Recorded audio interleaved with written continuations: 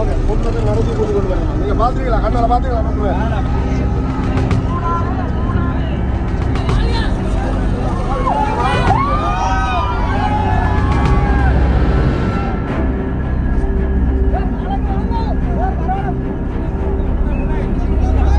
இந்த ஸ்ட்ரைக்கு காரணமாக இருக்கக்கூடிய ஆளுநர் அவர் நேற்றுதான் இந்த பிரச்சனையை சால்வ் பண்ணிக்க முடியும். ஆனால் ஆளுநர் அந்த பிரச்சனையை இந்த பிரச்சனையை விரிவாக வேண்டுமென்றதுக்காகவும் இன்னொரு மாற்றம் டவுன் அதாவது பதவியிறக்கம் செய்யப்படுகின்றார். அதற்கான காரணங்கள் பல. அவருடைய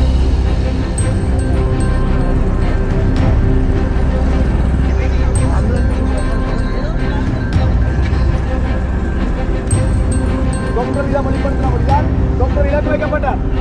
இன்னொரு அரசு வைத்திய அடிக்கிறது துணி வரக்கூடாது.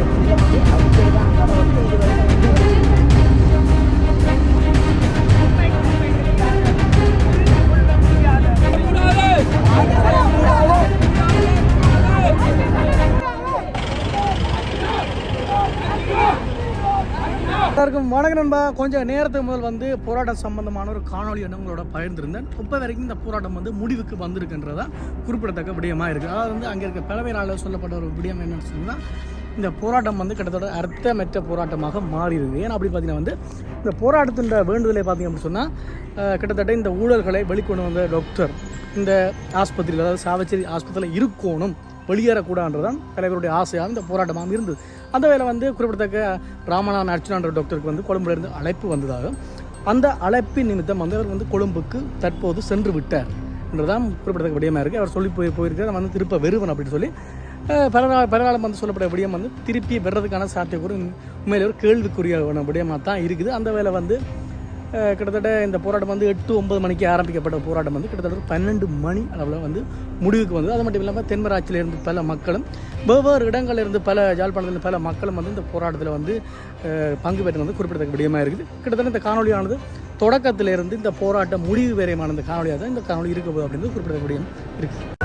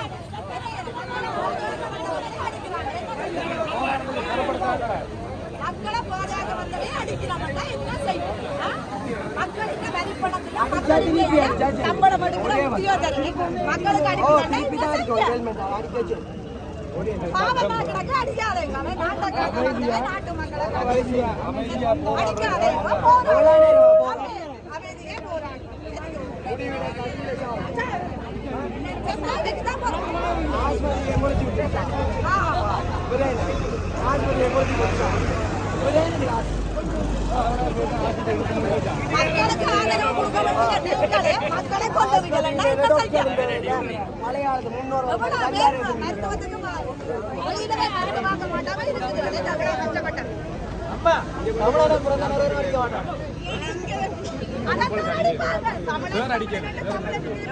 தமிழர்களுக்கு மிரிச்சாச்சு தெரியுமா?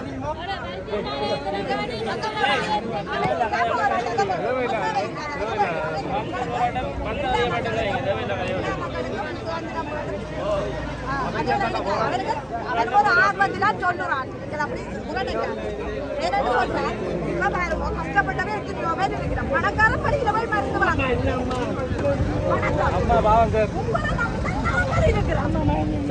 எல்லாருக்கும் அடிச்சா நாங்க எங்க போறோம்?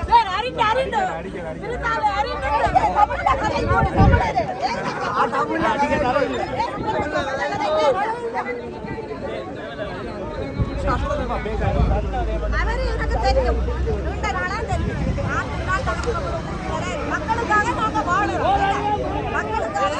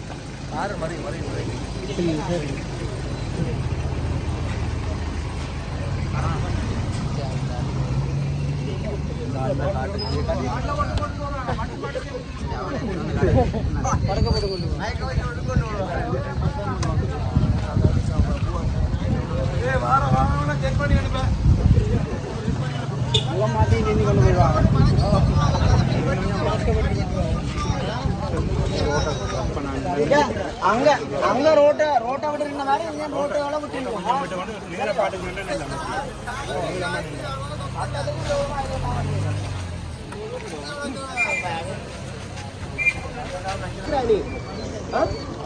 அடிக்கிறதுக்கு அவ்வளவு துணி வேணும் எனக்கு. இதுல வந்து அடிச்சதுக்கான நடவடிக்கை இதுவரைக்கும் ஒன்றும் செய்யும்.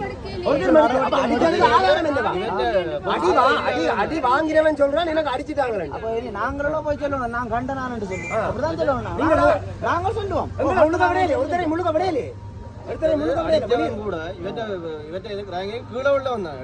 அப்ப பெரிய அந்த டாக்டர் அண்ணாவும் யாழ்ப்பாணத்துல வேலையோ அதான் வேலை டைம்லயே வந்தது எதுவுமே செய்யல. MS டாக்டர் அவர் மேல கை வச்சு வந்து இன்னொரு ஒர்க் இல்ல இன்ஃபார்ம் பண்ணிடுவோம் போலீஸுக்கு. இதை பாருங்க, நீங்கள் என்ன காமிக்கலாம். உங்களுக்கு ஒரு நாள் அடிக்க உங்களோட நெஞ்சு எவ்வளவு உபயோகம் சொல்லுங்க பாப்பா. எந்த நெஞ்சு எவ்வளவு உபயோகம் உங்களுக்கு ஒருத்தன் அடிச்சு போடானுண்டா எனக்கு எவ்வளவு நெஞ்சு உபயோகம் சொல்லுங்க பாப்பா. அவர் சகோதரன் அந்த பக்கத்துல இருந்தா விடுவானா? யோசிச்சு பாருங்க, எனக்கு எவ்வளவு துணி வேணும் அடிக்கிறது. நாங்கள் எல்லாரும் சேர்ந்தா உங்களுக்கு முன்னால கை வைக்கட்டும். அப்படி கை வைக்கிறாங்க. நீ வா நாங்க டாக்டரை வச்சிருக்கிறோம். நீ 7 மணி அடி வாப்பா, 7 மணி அடி வாப்பா, அடிச்சு போட அங்கே போக வாப்ப மாட்டா. விரோத செயல்களை வந்து வைத்தியர் மாதிரி செய்ய வலிக்கிட்டால் நாங்கள் இல்ல. இப்ப என்னண்டா தமிழனுக்கு தமிழன் இல்ல விரோதம் செய்யறாங்க. அவ நீங்க யாருக்காக வேலை செய்றீங்க? எங்க காசு வாங்கி கொண்டு வேலை செய்றீங்க? யாருக்கு காசை விசுக்குறீங்க? யாருக்கு காசை விசுக்குறீங்க? யாருக்காக நீங்க வேலை செய்றீங்க? யாரு உங்களை கண்ட்ரோல் பண்றது? உங்களை யாரோ கண்ட்ரோல் பண்றாங்க அங்க இருந்து.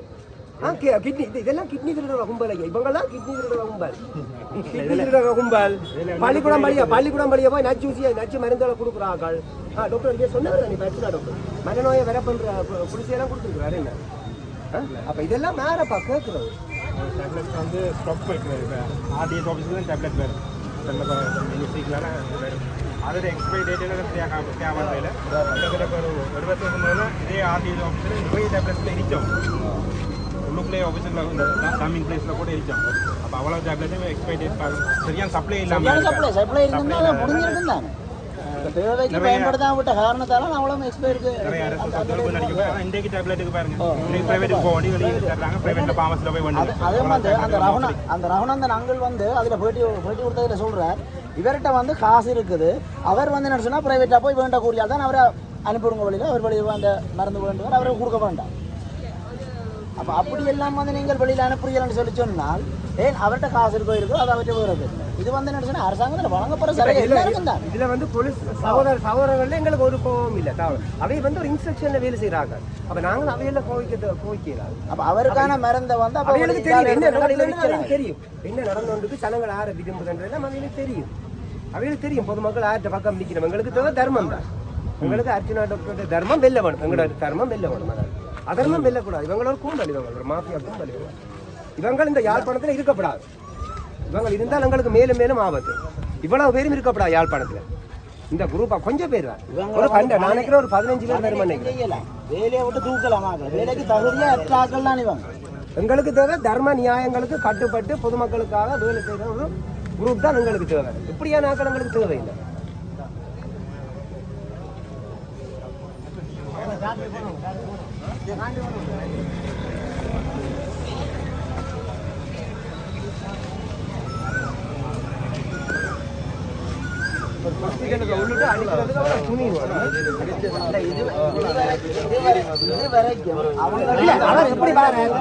அவர் கையை கட்டி கொண்டிருக்கிறார். கையை கட்டி கொண்டிருக்கிறார். அவர் குட் மார்னிங் அந்த மைக்ரோன் குட் மார்னிங் பாரு. நீ இப்படி வந்து திமிர் குணத்தோட குணரப்படி அடிக்கிற அப்படியே வீடியோல தெரியுது. அப்புறம் என்ன இதுக்கு என்ன ஆதாரம்? நான் எவ்வளவு துணியும் வேணும் அடிக்கிறது. துணி கட்டாங்க அவங்க எல்லாம் அவங்களே திமிர்த்தனத்தில் ஆடிக்கொண்டிருக்கிறார்கள் அம்மா அவங்க. அவர் தர வழியை வந்து மக்களால் அடிக்கிறது என்ன பிரச்சனை? மக்களால சரி, உனக்கு அவருக்கு அடிக்க ஆசையா? அவரை கூட்டி கொண்டு விடுறோம். நீ அடி பாப்ப, நாங்க பக்கத்துல நிக்கிறோம். 7 மணி அதை செய் பாப்போம். அதை செய், எங்களுக்கு முன்னால அடி பாப்போம்.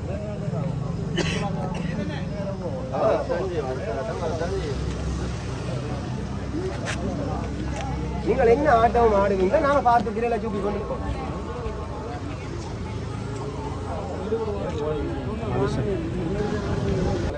வாய்ப்பிருக்கு. அதுக்கேற்ற முறையில் ஒன்றும் செய்யலாத நிலையில் நாங்களும் மறைக்க வேண்டியதான் இருக்கும். அந்த 3 கேட் எல்லா 3 கேட்லேயும் நாங்கள் இப்போ வெளியேற வேண்டாம் என்று சொல்லிக்கொண்டு அந்த நோக்கத்தோடு நிற்கிறோம். ஆனால் 3 கேட்லேயும் போலீஸார் எஸ்டிஎஃப் கனகமரங்கள் எல்லாம் நின்று கொண்டிருக்கிறார்கள். பாப்போம் அமைப்பு கொண்டு அடிக்கிற அந்த ஆயுதங்களோட நிற்கத்தோடு நிற்கிறாங்க. என்னவும் நடக்கலாம். அதனால எல்லாரும் பாதுகாப்போட கையாள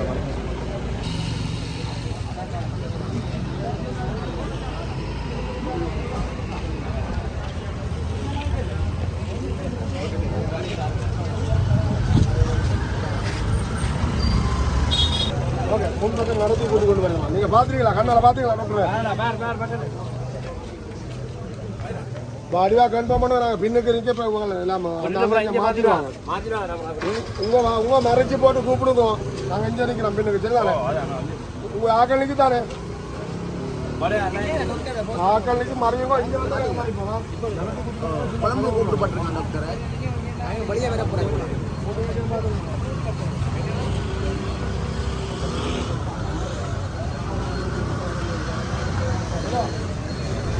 ஹலோ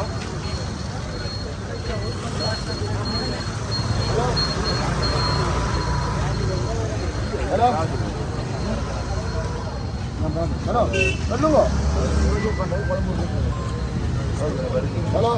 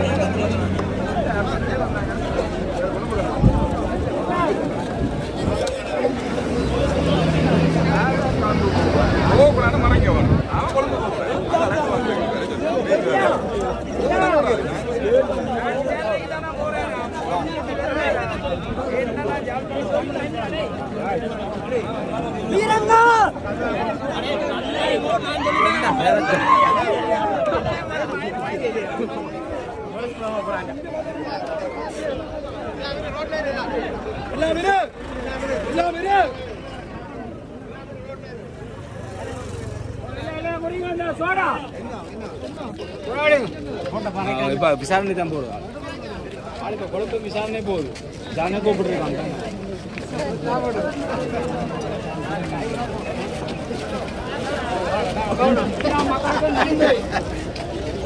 பூரம் வந்து போயிருக்காண்டு எல்லா மக்களுக்கும் நன்றி. என்ன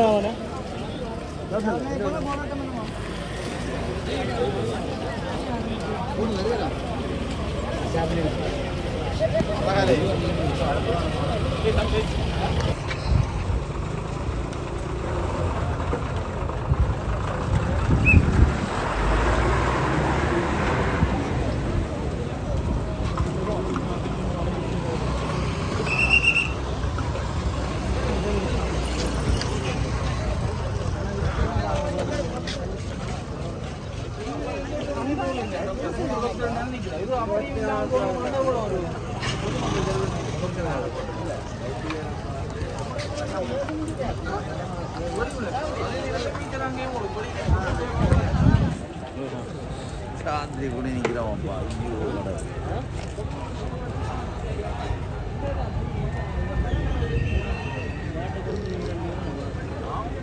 24 டாக்டர் இருந்தாலும் என்ன சொல்லி போட்டு போகிறாங்க.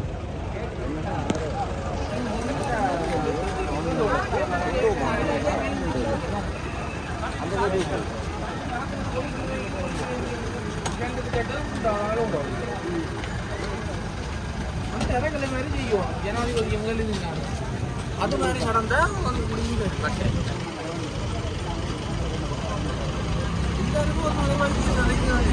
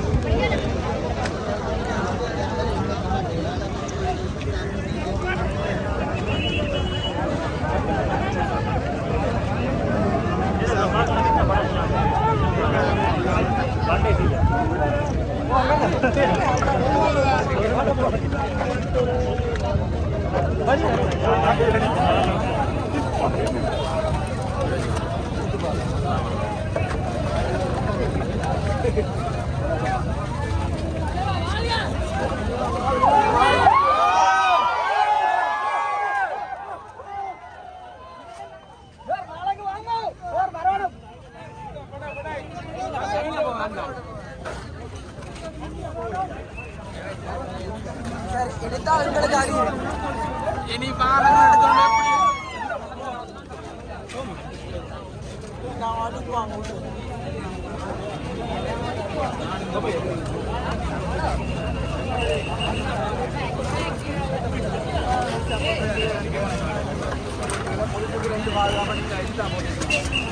டாக்டர் இதை வெளிப்படுத்தினபடியால் டாக்டர் இலக்கு வைக்கப்பட்டார். இன்னொரு அரசு ஆஸ்பத்திரியில் வேலை செய்கிற ஒரு வைத்தியர் அத்துமுறை உள்ளுக்கு புகுந்து அவருக்கு அடித்தவர். அதுக்கு நடவடிக்கை எடுக்கல. ஆனால் மக்களுக்காக கொண்டு வரப்பட்ட அரசாங்கத்தால் தரப்பட்ட இந்த விடயங்கள் களவு போன விடயத்தை தெரியப்படுத்தின ஒரு வைத்தியரை தனிமைப்படுத்தி இரவோடு 8 மணிக்கு ஆன்சரோடு கொண்டு வந்து இல்லாட்டி கைது செய்வோம் அவரை மிரட்டி அவரை அதை நீங்கள் செய்ய வலிக்கிட்ட என்றால் இந்த நாட்டில் அரசாங்கம் ஏன் இருக்குது, சட்டம் ஏன் இருக்குது, நீதித்துறை ஏன் இருக்குது, சட்டம் ஒழுங்க பாதுகாக்கிற போலீஸ் ஏன் இருக்குது என்ற கேள்வி மக்களாக எங்கிட்ட இருக்கு. இதுக்கு முடிவு வேணும்.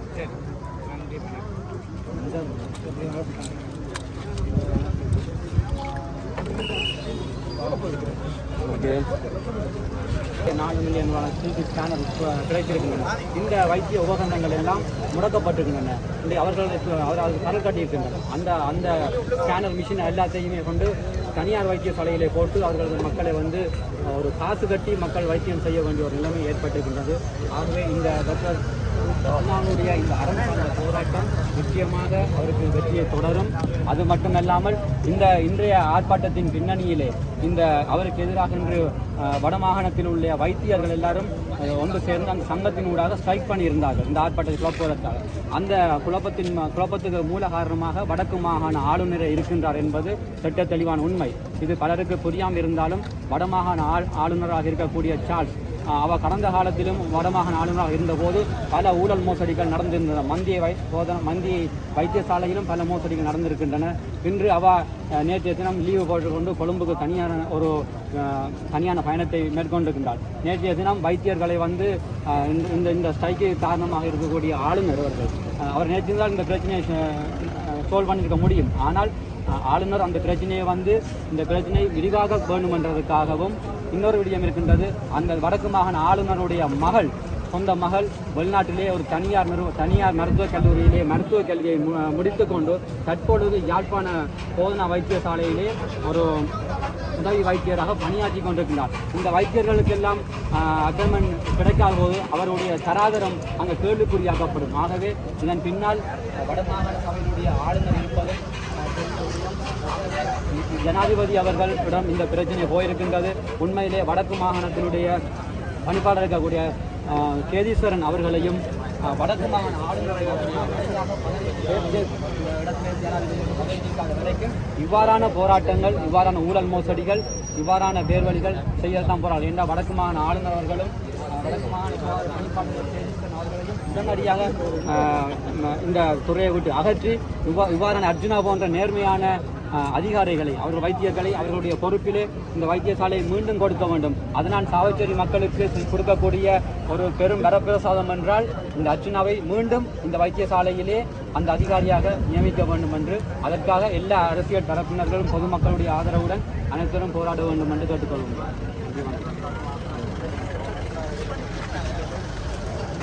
திரும்பவும் மாற்றம் டவுன், அதாவது பதவியிறக்கம் செய்யப்பட்டுகின்றார்.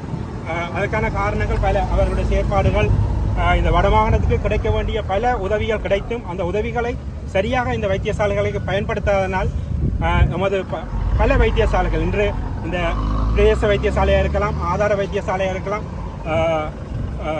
அந்தந்த பகுதிகளுக்கான தேவைகளை, மருத்துவ தேவைகளை அந்தந்த பிரதேச வைத்தியசாலைகளும் ஆதார வைத்தியசாலை நிறைவேற்ற வேண்டிய விடயத்தில் பின்தங்கி இருப்பதற்கான காரணம் அங்கு தேவைப்படுகின்ற அந்த ஆளணியாக இருக்கலாம், பௌதிக வளங்களாக இருக்கலாம், அதில் சரியாக பயன்படுத்தாதன் காரணமாக இந்த உயர் நிர்வாக அதிகாரிகள் சரியாக அதை கையாளதன் காரணமாகவே இந்த குறைபாடுகள் வந்ததற்கு காரணம்.